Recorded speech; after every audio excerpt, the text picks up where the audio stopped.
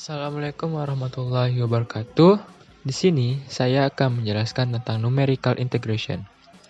Numerical integration adalah suatu tool yang digunakan untuk memperoleh jawaban perkiraan dari suatu integrasi tertentu yang tidak dapat diselesaikan secara analitis. Tujuannya adalah untuk menyelesaikan suatu persamaan integral tertentu pada suatu interval A, B dengan melakukan evaluasi terhadap fungsi pada sejumlah titik sampel N. Di dalam numerical integration terdapat metode yang bernama Newton-Cotes formula. Newton-Cotes formula adalah absisas yang sama rumusnya dan mencakup metode-metode yang terkenal seperti trapezoidal rule dan Simpson rule.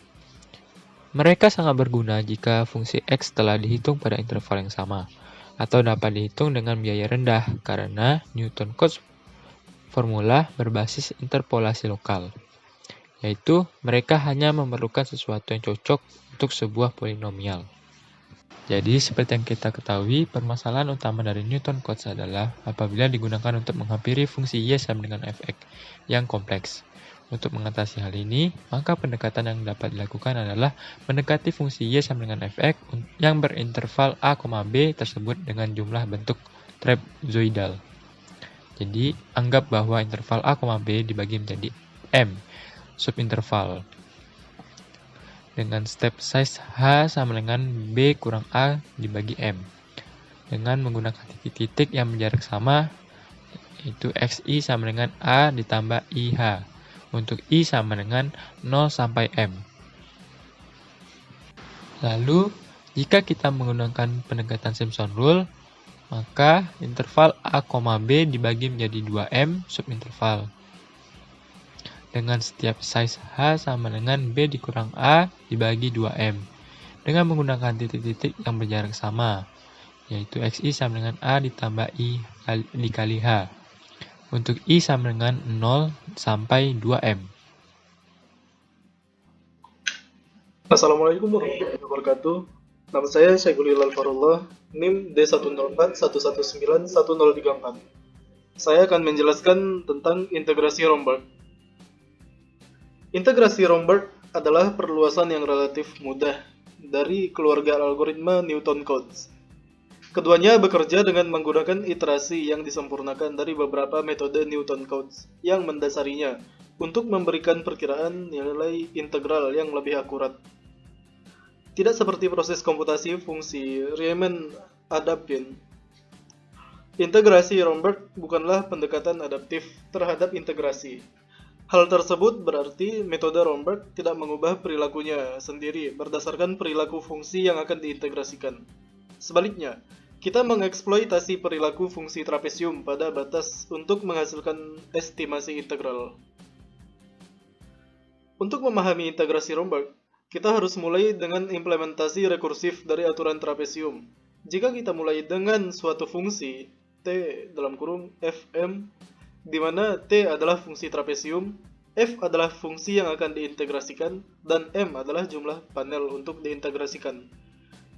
Maka, S Fm sama dengan 4T Fm dikurang T Fm per 2 dibagi 3, di mana S adalah aturan Simpson.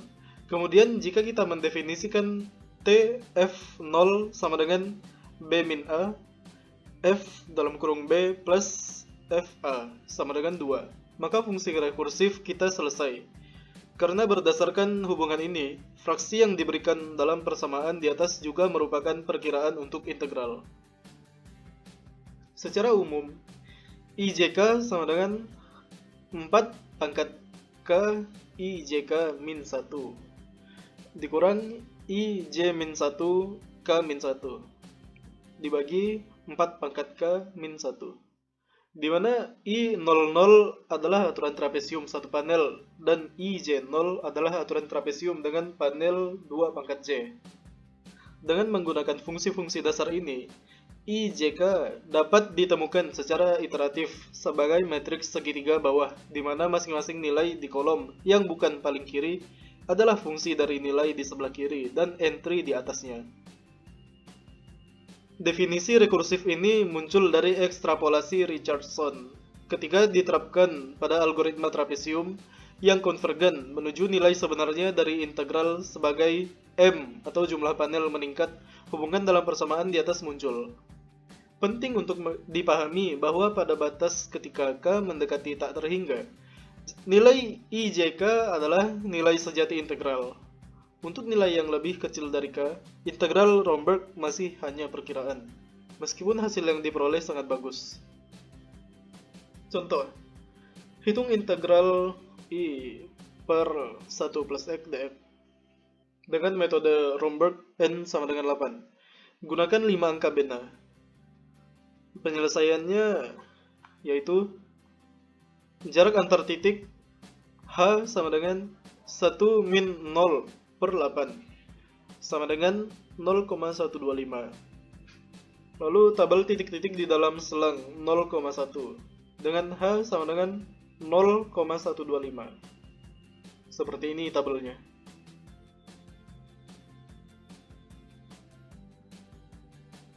Lalu A0 sama dengan H0 per 2 dalam kurung F0 plus F8 sama dengan setengah 1 plus 0,50000 sama dengan 0,75000.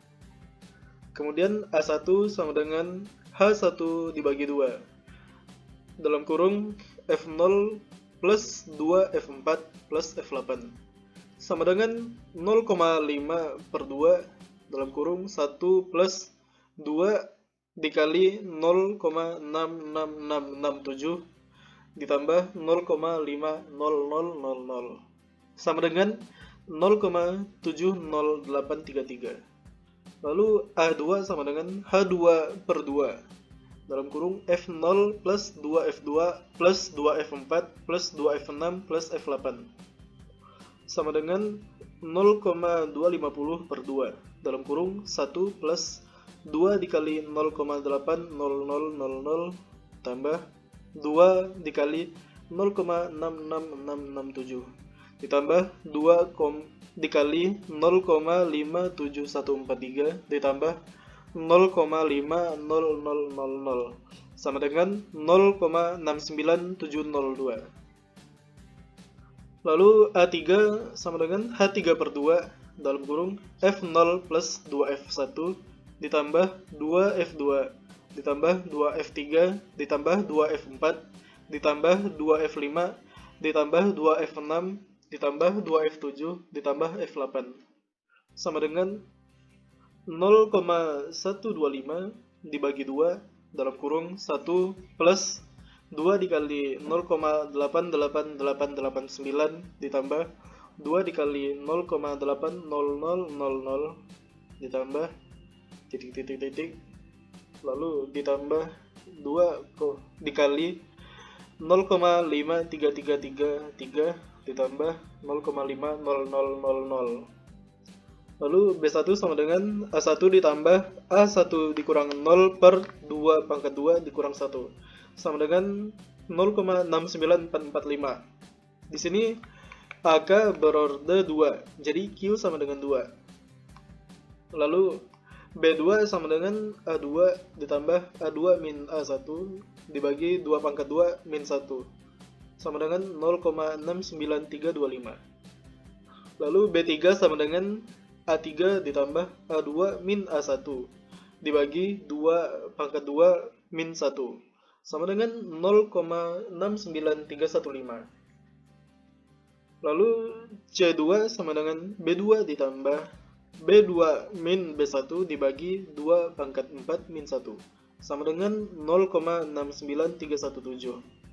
Di sini BK berorde 4, jadi Q sama dengan 4. Lalu C3 sama dengan B3 plus B3 min 2 dibagi 2 pangkat 4 min 1. Lalu jadi 0,69314.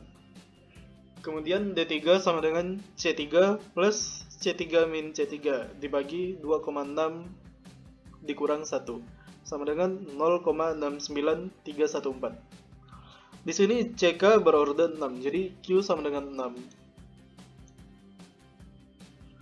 Lalu tabel Romberg sebagai berikut.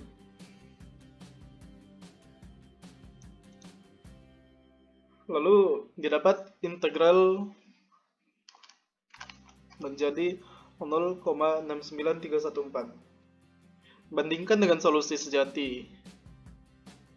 Sejati sebagai berikut. Sekian presentasi dari saya, akan dilanjutkan dengan teman saya. Terima kasih. Assalamualaikum warahmatullahi wabarakatuh. Perkenalkan, nama saya Altaf Syarastani. Saya dari jurusan Informatika Universitas Tanjung Pura. Pada video kali ini saya akan menjelaskan materi integrasi Gauss yang ada pada buku Numerical Integration for Engineering. Integrasi Gauss.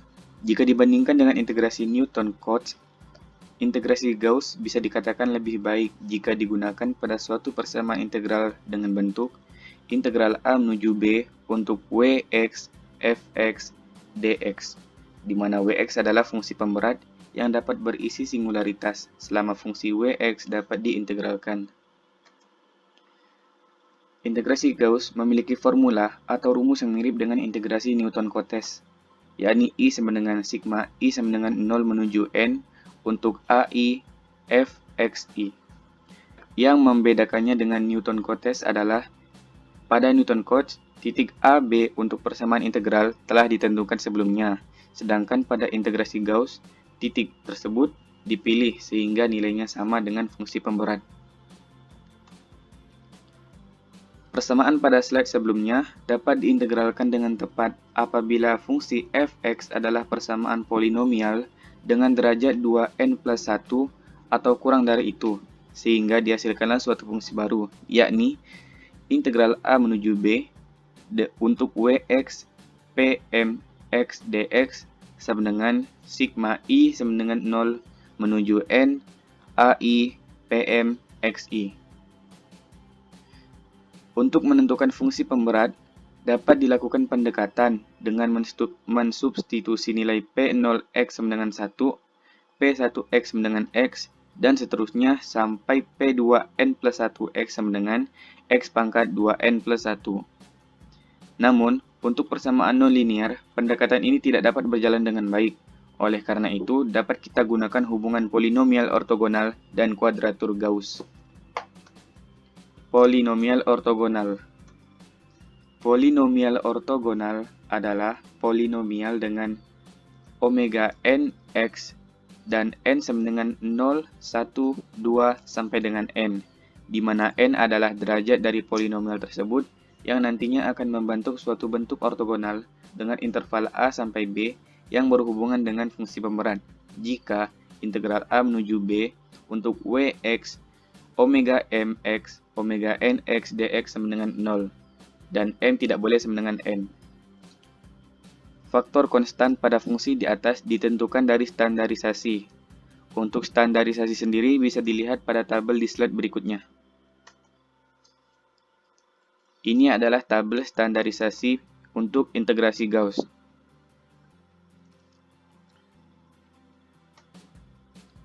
Lalu menentukan titik absis dan berat pada kuadratur Gauss. Yang pertama ada kuadratur Gauss-Legendre. Kuadratur ini adalah metode yang paling umum digunakan dalam integrasi Gauss. Pada metode ini, titik-titik diatur simetris dengan epsilon sama dengan 0. Dan beratnya disesuaikan dengan titik-titik yang simetris tersebut. Untuk contoh dapat dilihat pada slide selanjutnya. Nah, untuk n sama dengan 1, maka epsilon 0 sama dengan negatif epsilon 1. Dan A0 sama dengan A1. Sehingga toleransi error dapat dihitung dengan persamaan E sama dengan 2 pangkat 2n plus 3 dikali n plus 1 faktorial pangkat 4 dibagi 2n plus 3 dikali 2n plus 2 faktorial pangkat 3 dikali dengan fungsi c pangkat 2n plus 2, di mana c di sini lebih besar daripada min 1 dan kurang dari 1. Untuk mengaplikasikan Gauss-Legendre ke dalam integral AB, maka harus mengubah range integral dari A ke B menjadi bentuk standar min 1 ke 1 dengan cara sebagai berikut. X sama dengan B ditambah A dibagi 2 ditambah B dikurang A dibagi 2 dikali epsilon. Setelah itu, maka didapatkan dx sama dengan d epsilon B dikurang A dibagi 2. Dan kuadraturnya menjadi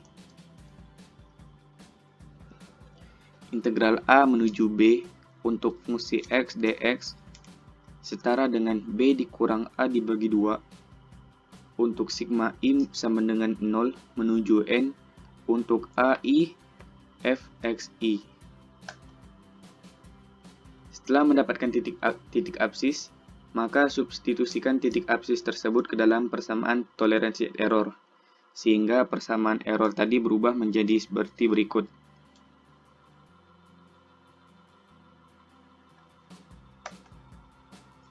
Lalu yang kedua ada Gauss-Chebyshev kuadratur. Untuk persamaan integral sebagai berikut.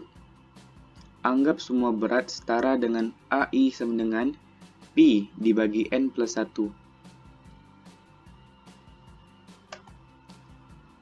Untuk memecahkan masalah dengan kuadratur ini, yang pertama adalah cari titik absis yang simetris dengan titik X sama dengan 0 dengan cara sebagai berikut. Xi sama dengan cos 2i plus 1 dikali Pi dibagi 2n plus 2. Maka dari rumus tersebut, persamaan toleransi error yang didapat adalah sebagai berikut.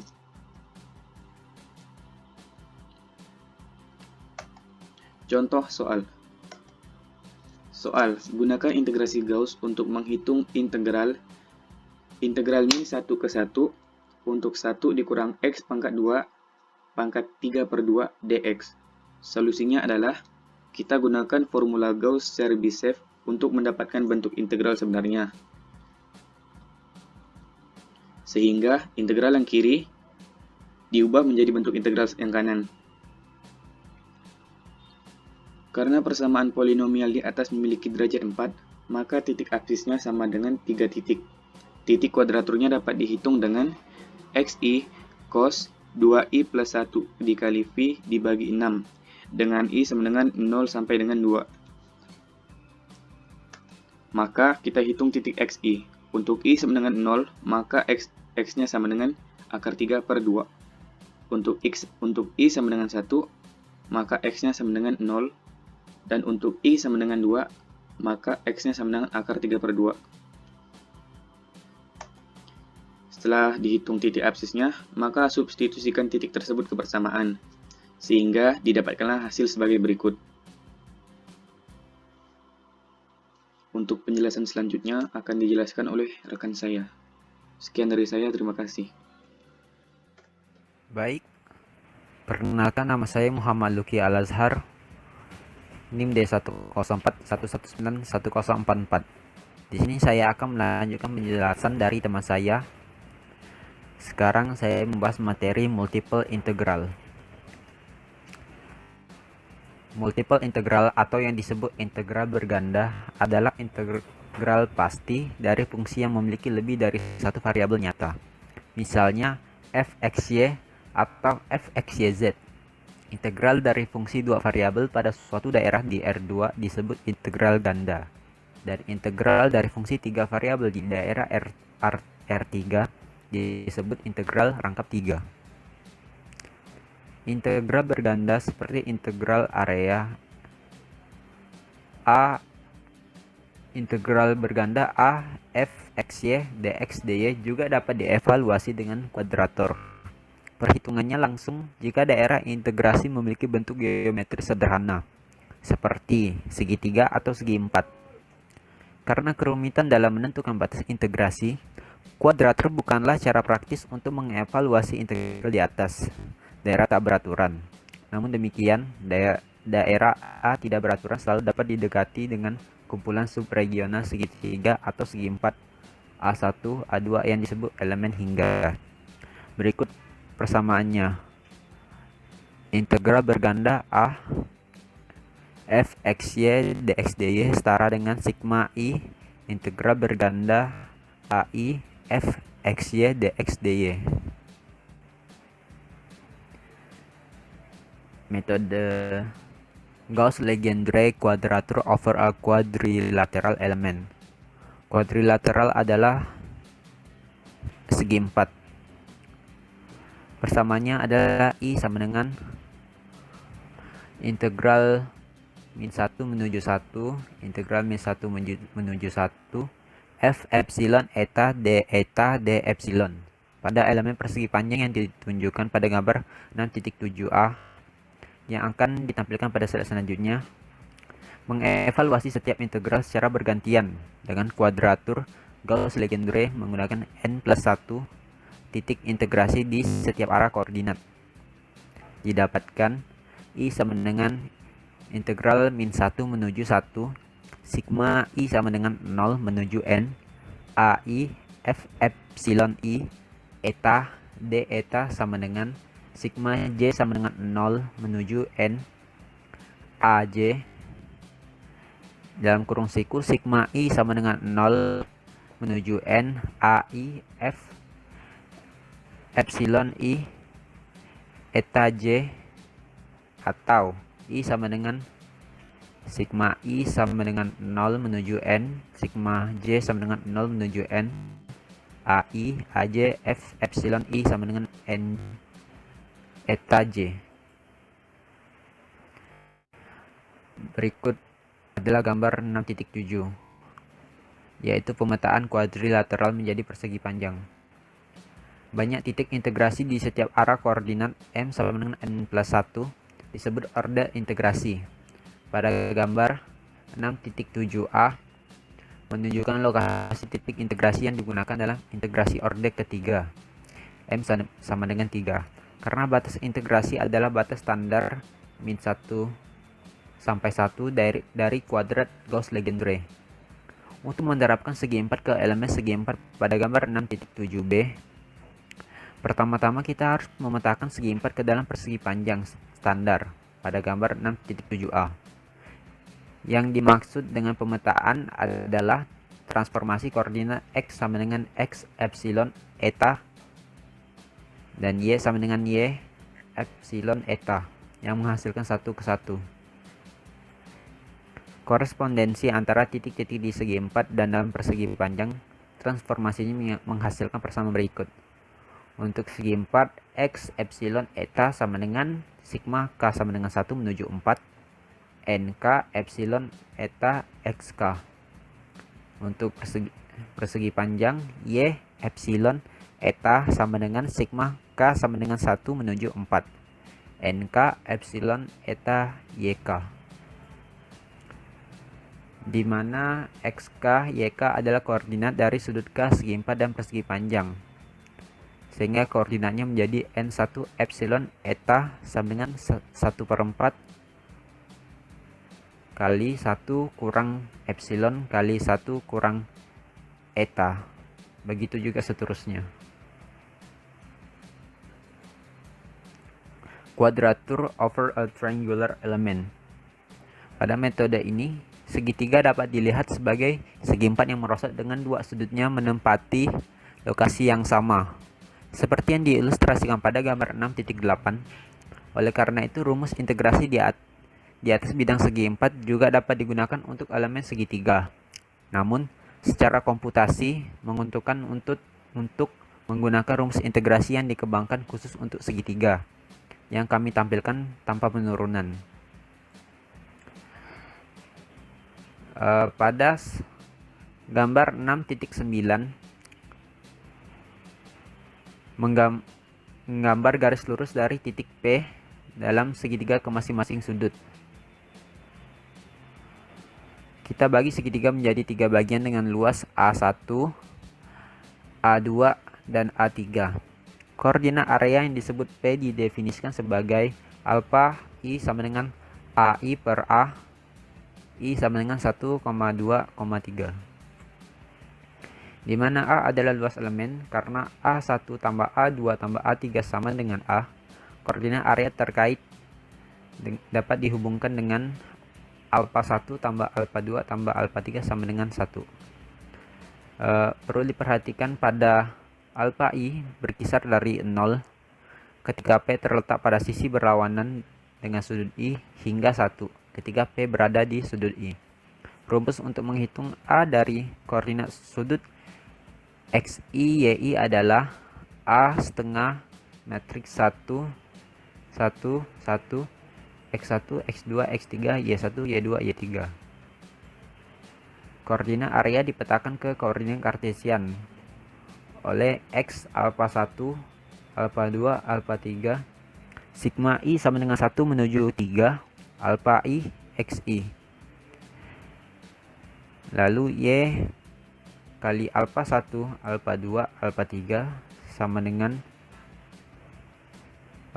Y dengan koordinat alfa 1 alfa 2 alfa 3 sama dengan sigma I sama dengan 1 menuju 3 alfa I Y1. Jadi rumus integrasi untuk elemen tersebut adalah sigma berganda A F dalam kurung siku X alfa Y alfa dA sama dengan A sigma K WK F X alfa K, Y alfa K. Contoh soal. Di sini terdapat koordinat sudut di sini ada koordinat sudut segitiga yaitu 0,0, 16,0 dan 12,20. Hitunglah integral berganda dari X2 kurang Y2 dx dy pada segitiga ini. Solusinya yaitu karena fxy adalah kuadrat di atas tiga titik integrasi yang ditunjukkan pada gambar 6.10b sudah cukup untuk hasil yang tepat. Memperhatikan bahwa titik integrasi terletak di tengah setiap sisi koordinatnya di tengah setiap sisi, sehingga koordinat yang didapati adalah 6,10, 8,5 dan 14,15. Sehingga apabila dimasukkan ke dalam matriks A sama dengan setengah menjadi setengah matriks 1 1 1 0 0 16 10 12 20 sama dengan 100. Lalu dapat kita hitung I sama dengan A sigma K sama dengan A menuju C WK F XK YK 100 kali dalam kurung siku 1/3 F 6,10 tambah 1/3 F 8,5 tambah 1,1/3 F 14,15. Lalu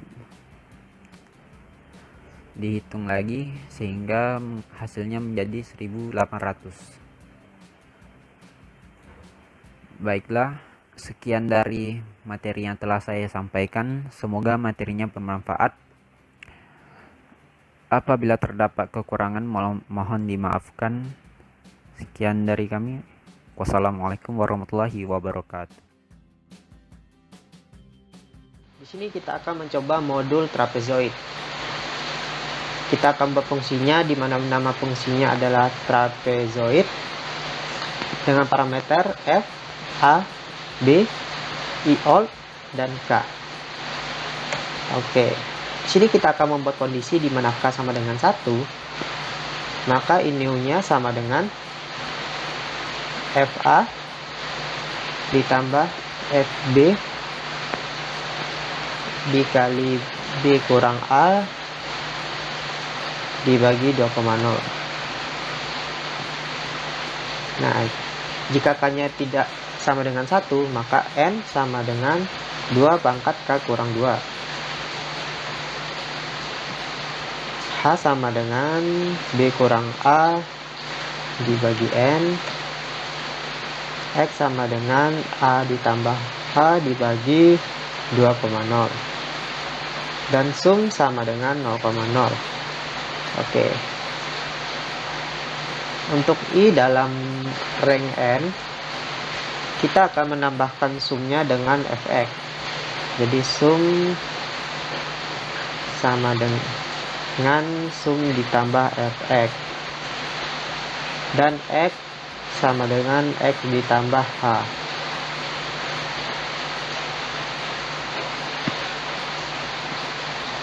Oke, di sini kita dapat nilai iniu-nya lagi sama dengan I all ditambah h dikali sum dibagi 2,0. Dan di sini akan mereturn nilai iniu.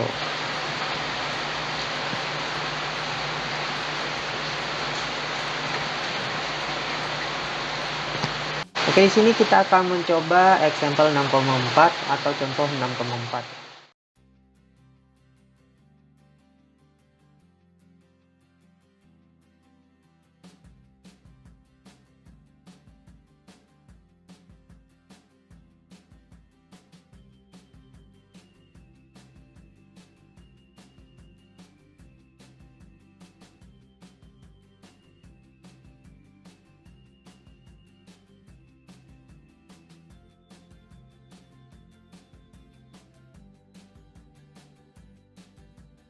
Ini adalah hasil dari integralnya 0,894 dan jumlah panelnya yaitu 32.768. Oke, di sini kita akan mencoba algoritma Romberg.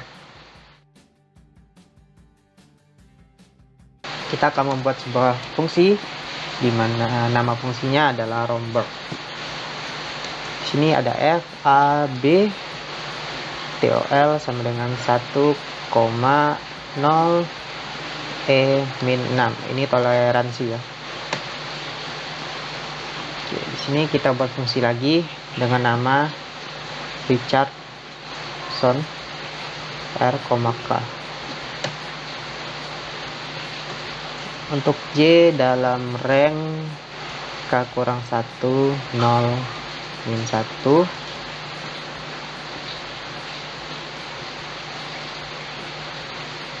sama dengan 4,0 pangkat k kurang j. Rj sama dengan cons dikali r j tambah 1 dikurang rj dibagi cons dikurang 1,0. Oke, kita return r. Setelah itu r sama dengan 0,21, type tipenya sama dengan float 64. Di sini ada error.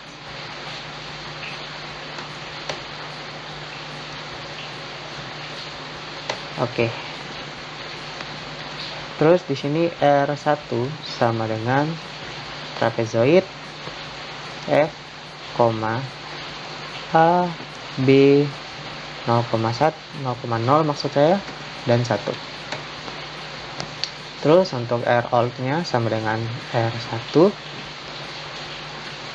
for K in rank 2,21 RK sama dengan trapezoid F, A, B, R K kurang 1 dan K. R sama dengan Richardson R, K. Jika absolut dari R1 dikurang R alt kurang dari tol dikali max dengan absorb R1 1,0, maka akan return R1, 2 pangkat K kurang 1. R alt sama dengan R1 dan di ujungnya ada print Romberg quadrature did not cover it.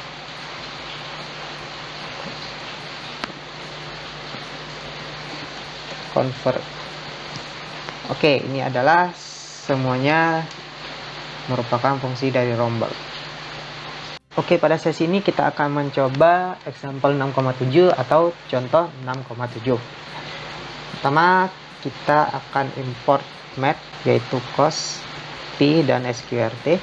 Kemudian kita import fungsi Romberg yang telah kita buat tadi. Di sini kita akan membuat fungsi fx, di mana fungsi fx ini akan mengembalikan nilai dari 2,0 dikali x pangkat 2 dikali cos x pangkat 2. In sama dengan Romberg f, 0, sqrt dari pi. Kemudian kita akan print hasilnya, integral sama dengan i, dan kita akan print jumlah panel sama dengan n. Kita akan coba jalankan. Oke, sudah saya fix, kemudian kita coba lagi. Hasilnya 0,89483 dan jumlah panelnya adalah 64.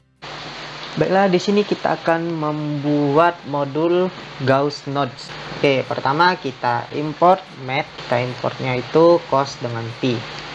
Kemudian kita import 6 array, karena di Python saya tidak ada 6 array, maka saya akan menggunakan 6pi, dan import zeros. Pada PDF diimport float 6,4, tapi di 6pi tidak ada. Jadi saya akan menggunakan float saja. Kita akan buat fungsi dengan nama Gauss nodes, di mana parameternya itu m, toleransi sama dengan 10e-9, dan di dalam fungsi ini akan ada fungsi lagi yaitu Legendre, di mana parameternya t dengan m. Oke, p0 sama dengan 1,0 dan p1 sama dengan t.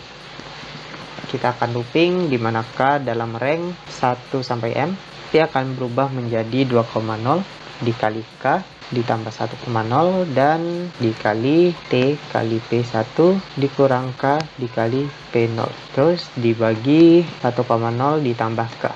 Untuk nilai p0 nya sama dengan p1 dan nilai p1 nya sama dengan p. dp sama dengan m dikali p0 dikurang t kali p1 dibagi 1,0 dikurang t pangkat 2, dan akan mengatur nilai p dan dp. Kemudian setelah keluar dari fungsi itu, kita tetapkan nilai a sama dengan zeros m dengan tipe float, dan nilai x zeros m juga dengan tipe float. Kemudian n roots-nya sama dengan m ditambah 1 dibagi 2, dan kita akan looping i dalam range n root, t sama dengan cos i dikali i ditambah 0,75 dibagi m ditambah 0,5. Kita akan looping lagi, j in rank 30, t, dp sama dengan Legendre t, m. dt sama dengan min p dibagi dp, dan t sama dengan t ditambah dt. Jika absolut dari dt itu kurang dari total, maka xi sama dengan t, xm kurang i kurang 1 itu sama dengan min t, dan ai sama dengan 2,0 dibagi 1,0 dikurang t pangkat 2 dibagi dp dp pangkat 2, dan hasil dari a m kurang i kurang 1 sama dengan ai. Terus kita break atau kita hentikan. Di sini kita akan mengembalikan nilai yaitu x dan a.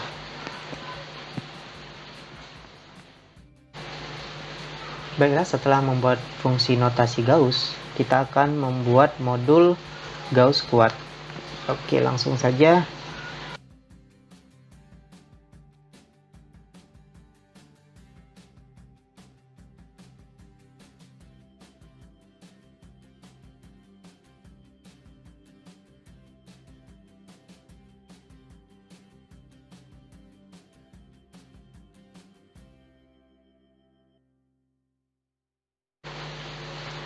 Oke, di sini kita akan mencoba Gaussian integration.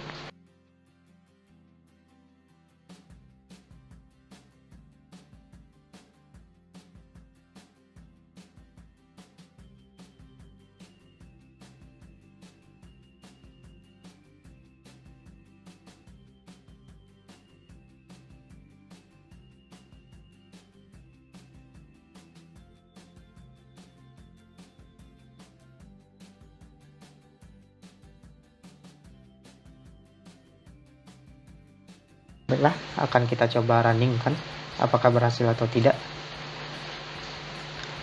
Di sini ada error.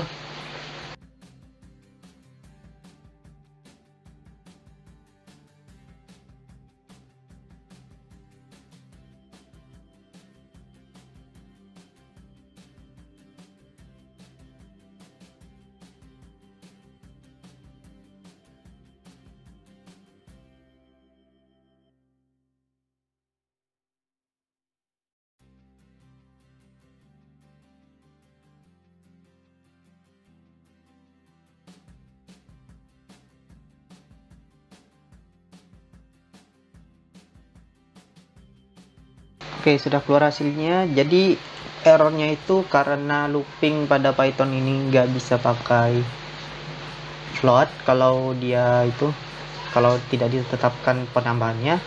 Jadi enroot ini saya ubah ke integer dan hasilnya adalah sebagai berikut. Baiklah, di sini kita akan membuat modul Gauss Quad yang kedua atau Gauss Quad 2.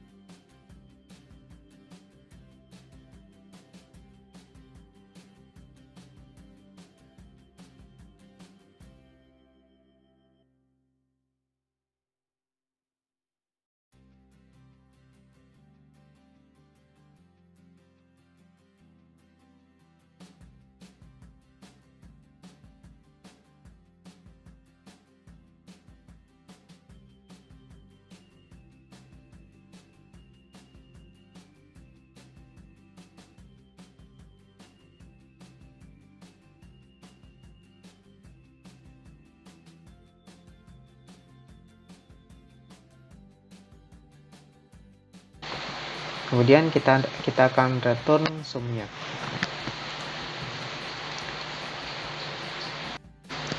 Baiklah, di sini kita akan mencoba example 15.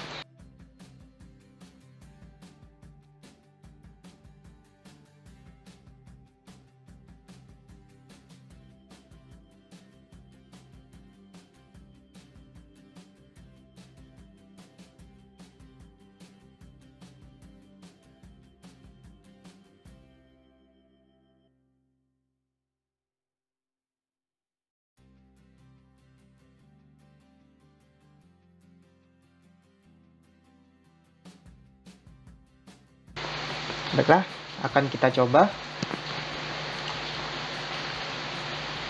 Di sini kita akan isi 3. Oke, ada error di sini pada Gauss Quad 2.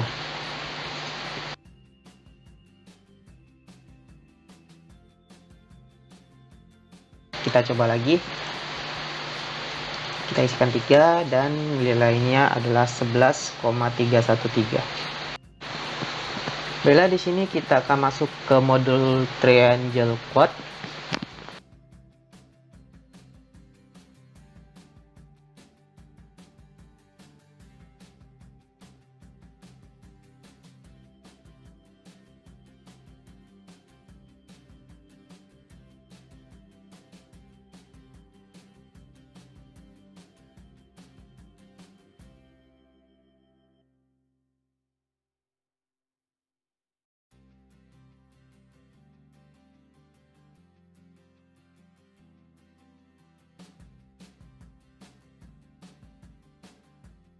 Dan kita akan mengembalikan nilai dari A dikali sum.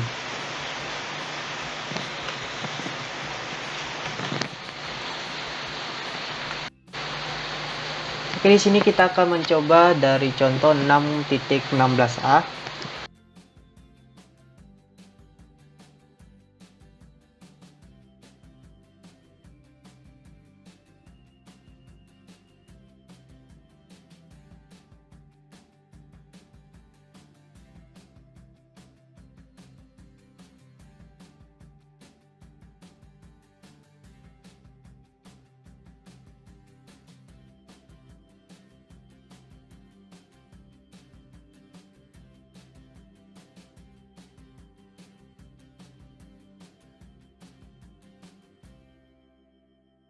Kita akan coba running apakah error atau tidak. Di sini saya akan input 3 dan hasilnya min 8,313. Baiklah, di sini kita akan mencoba contoh 6.16b atau contoh 6.16 yang kedua.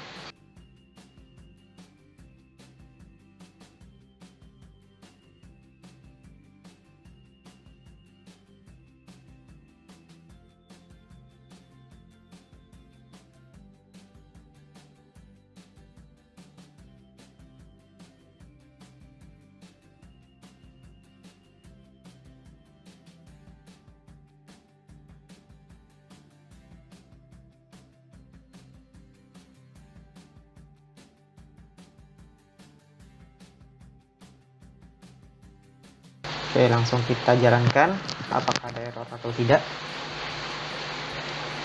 Ada error di fungsi triangle kuatnya.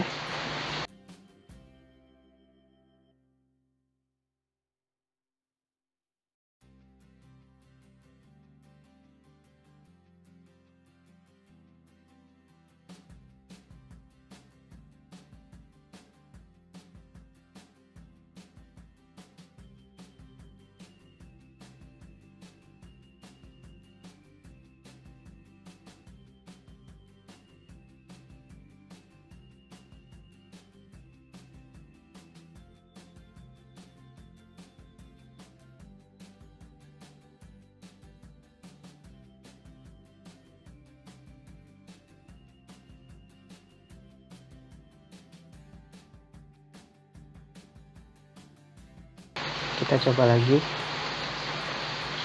Oke, sudah keluar hasilnya dan hasilnya itu min 1,558845.